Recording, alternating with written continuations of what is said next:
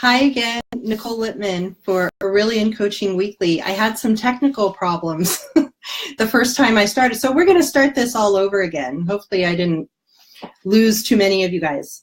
Okay, so this week we are talking about the growth mindset, and the reason I wanted to talk about it and talk about how it applies to the workplace and to other aspects of our life and our thinking is because I think people don't really know what it means. They say that they have a growth mindset, but then they don't actually behave in a way that indicates that they're actually applying a growth mindset. So I want to talk about that. I want to talk about some examples, both from my own career and some of what I've observed in other people. And then I have kind of a fun example from my little girl's preschool that I think would be fun and just super interesting. This stuff starts really, really young, fixed versus growth mindset. So let's talk about that, what it is. A fixed mindset, let's start there because I think that's a little bit easier. A fixed mindset is basically a way of thinking about characteristics, traits, qualities of an individual that are inherent. Basically, you've either got it or you don't. You're born with it, and these things can't really be cultivated. A lot of people apply a fixed mindset to things like how smart you are, right? Either a person is smart or they're not smart, right? Athletic ability is another one. Right? Either they're really athletic and they're a natural, or they're not. The growth mindset operates under the assumption that any trait, any characteristic, any skill, any at all, can be cultivated. Now, there are three things that you need to do in order to cultivate those skills in a growth mindset. One is that you have to put in effort, right? Number two is that you have to find the right approach. You have to find the right learning strategy in order to master that skill. And then the last thing is that if you need help, you go ask for help. So those are the three things. So if you are willing to put in effort, if you are willing to find the right strategy or approach to master something, and if you ask for help when you need it, you can totally develop and cultivate any skill, anything that you want to do. So this all sounds fine and good, right? But when push comes to shove, I think a lot of people, and myself included, are trapped in a fixed mindset and you don't even know it. You don't even know it. And there are examples all over the place, but one I'm going to use is one that I had about myself that followed me in through many of the early years of my career. And that is that, you know, again, it's this concept of how smart somebody is, right? So I grew up with a totally supportive family and parents that really were encouraging. And, you know, I always heard about how smart I was. I was smart. I was one of the smart kids, and that was part of my identity until I hit university level mathematics. And it kicked my butt. I was so lost. I was so lost. And I really struggled with this because what did it mean? Does this mean that I'm not one of the smart kids anymore? Like, it was so debilitating because I had such a fixed mindset about my own capability. I was smart, therefore I could always do X. What the fixed mindset does is it puts a box around you, right? You are in this category, and if there are things that you experience or struggles that you experience that are outside of that box, guess what? You can't be in that box anymore. And that is what I really struggled with. And it followed me for a long time because I couldn't say with certainty 100% of the time that I was always good at numbers. I could no longer say I'm good at numbers, right? It had to be true 100% of the time. And so it was a long time before, and it was actually a coach of mine, I had a coach, who said, find all the evidence where you were actually good at numbers. And there was tons of evidence. But it was this shift in my perception about what it meant to fulfill a label, right? Fixed mindset is always about labels. Either you are something or you aren't. Either you can or you can't. So in the growth mindset, it's all about, there's no box. That box completely goes away. Because even as smart, you could be the smartest person in the room, and guess what? There's still something else that you could learn. Okay, so it's always pushing the envelope. Now, in a growth mindset, what ends up happening is that a lot of times you feel a lot of discomfort. Discomfort comes from growth. It comes from learning. And it can be a very humbling thing, right? To be able to admit, this is not obvious to me. I don't know how to go about this, right? And so the thought that even when something came so easily for you before, that now you have to work at it, it's humbling. You have to be able to say, I need to put more time and effort into this. I need to figure out what is the appropriate strategy. What path do I need to take to master this? And if I need help, I have to raise my hand and say, I don't get this. I don't get this. There was another time when, and it actually came, it's interesting, it came in a performance review where somebody attributed the label to me that I was conflict averse. And I thought, oh, and there was evidence. Here are the examples, here are the projects, or here are the client situations that brought us to the conclusion that you are conflict averse. Now you should go work on that. And I thought, oh, look at all that evidence that I'm conflict averse. Never mind that there were 100 more examples of me so not conflict averse. But I saw that in a performance review early on in my career, and I thought, oh, gee, there are times where I see conflict and I turn away from it, and I don't want to have any part of it. Then it must be true. I must be conflict averse. And I carried that with me for a long time until, again, I started to question that label and, take myself out of the box. And I'm going to be real here. All the situations where I was so conflict averse, it wasn't, every situation was a little bit different, but there were a lot of situations where now looking back, it wasn't that I was fearful or that I was scared of the conflict. For a lot of those situations, looking back, what I find is that I didn't care. Now that's being real. I didn't care as much. There were just some clients and some products that I was working on where it's like, well, this isn't as interesting. This isn't as interesting as some of the transformative stuff that I had been working on. And I was kind of bored by it. And if there was conflict, I just didn't feel the passion to get in there.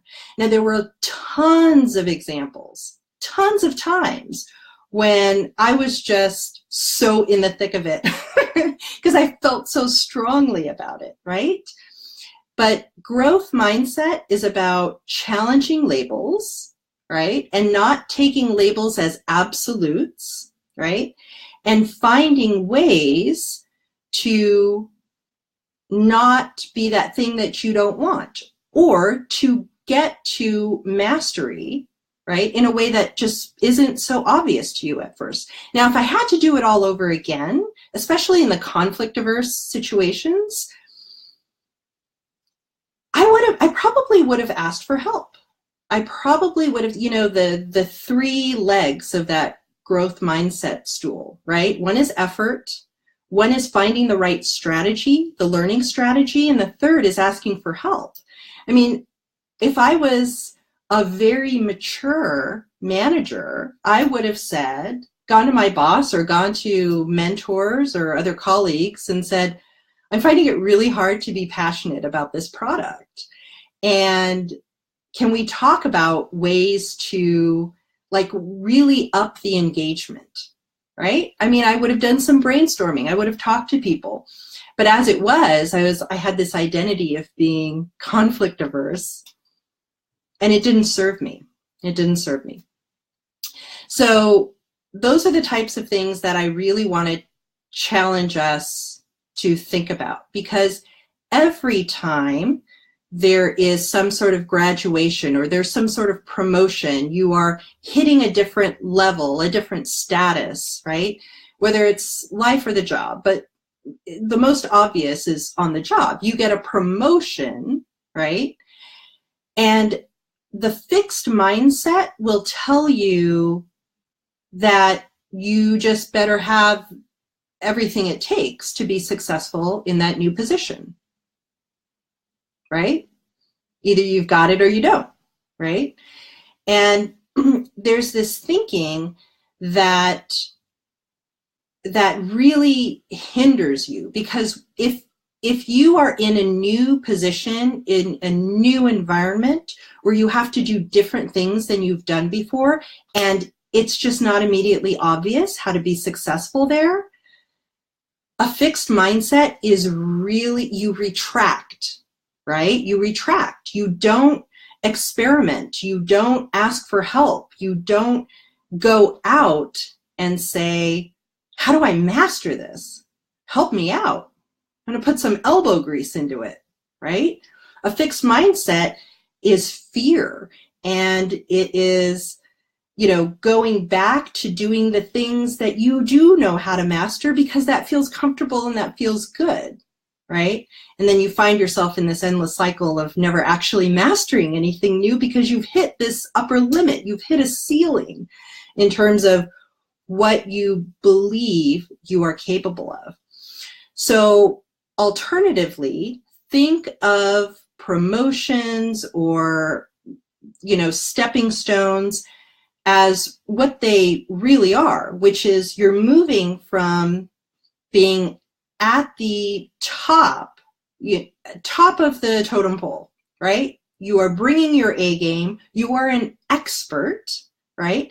Now you're being promoted or you're graduating. And guess what? You are probably at the bottom of the totem pole again, or very near the bottom, right? So chances are you aren't being promoted into something where you just know you already have mastery of everything that you need to do in that new position. You are graduating into a whole host of things that you haven't mastered at all, right? And so the growth mindset is really going to serve you in those situations. The quicker you can make an assessment of how much effort something's gonna need, or experimenting with different strategies, talking to people, getting help, the quicker you can do all those things, the quicker you're going to be successful in that new role, okay? Because you're not hiding and retracting and kind of crossing your fingers and going back to your desk and just waiting for magic to, inspiration to hit for you to just master all this new stuff. So I really encourage people, if you're part of Skill Masters, you're going to be getting a tool in your email tomorrow that walks you through all of this. So it's going to be, you have to identify something that you have a fixed mindset about for yourself, and another thing for, say, a coworker or a colleague or your boss, right? Some sort of label, like an absolute, that I'm going to ask you to come up with growth mindset alternatives to those labels. And then after that, you will be asked to think of additional actions or behaviors that you might do differently as a result of a growth mindset rather than the fixed mindset. This is such good stuff. And I have, so if you want to sign up for Skill Masters, you can do so at aureliancoaching.com. It's all free.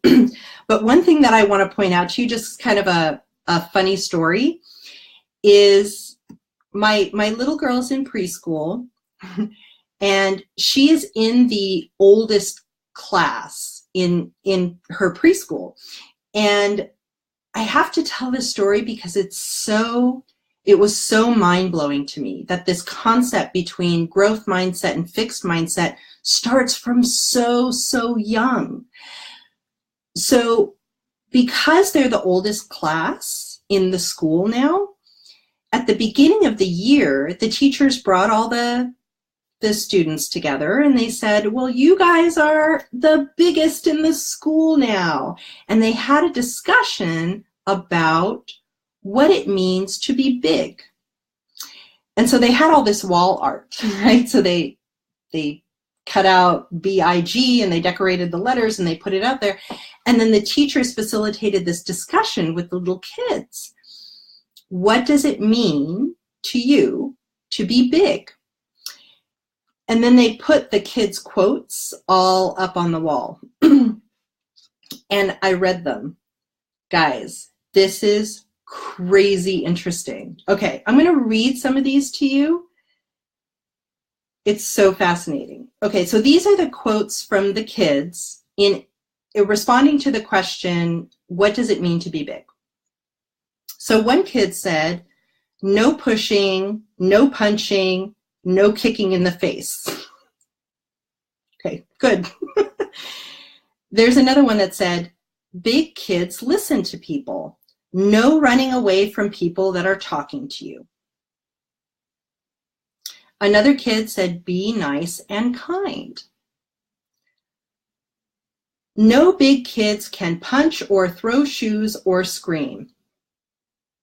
Okay. Now, so those are all the kids are talking in absolutes, right? Now that you're big, now that you have this status, this is how it must be. This is what you must do. This is how you are now. So I want to contrast with a couple of other quotes from these kids. Super interesting. There's one kid that said, I'm a really good scooter rider now. I am way better, so much better than I was before. Here's another one. Sometimes I grow a lot. I didn't like heights before, but now it's okay. I couldn't climb the monkey bars last year, but now I go to the top. I really like to climb now. Isn't that interesting? There were some kids who answered that question not in terms of absolutes, but in terms of their own evolution, right? About how they were before, how they mastered something, how things are different, what they can do now versus what they couldn't before, right? So interesting. I love this stuff. So be very aware of how you are thinking about either your characteristics and your conditions or that of your coworkers, or especially if you have direct reports.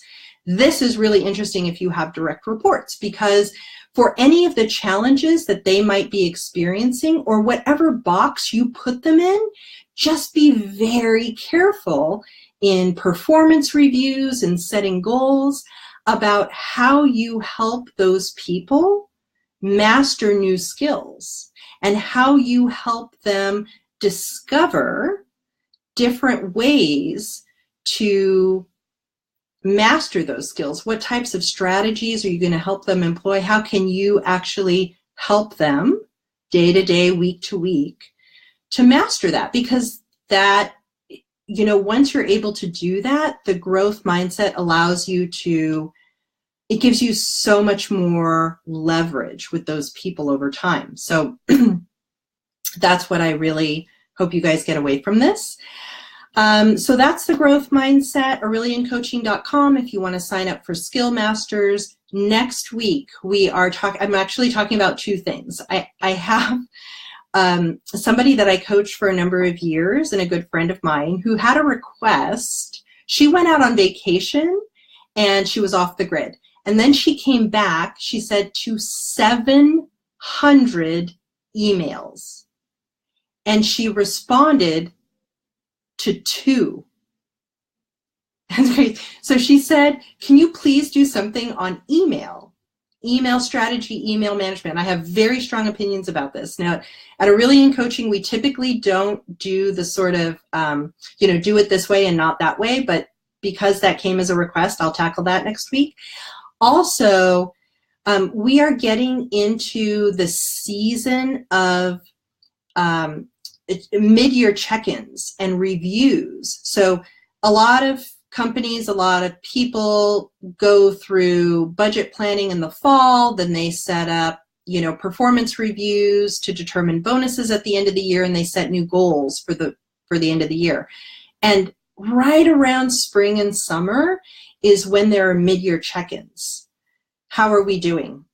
And I want to talk about the approach and the mindset that you should take when doing those mid-year reviews. How do you get back on track if you are off track? How do you maintain that status and that focus through the end of the year so you can make your goals, hit your numbers, get your bonus, whatever you want to do? So that's what we're going to be talking about next week.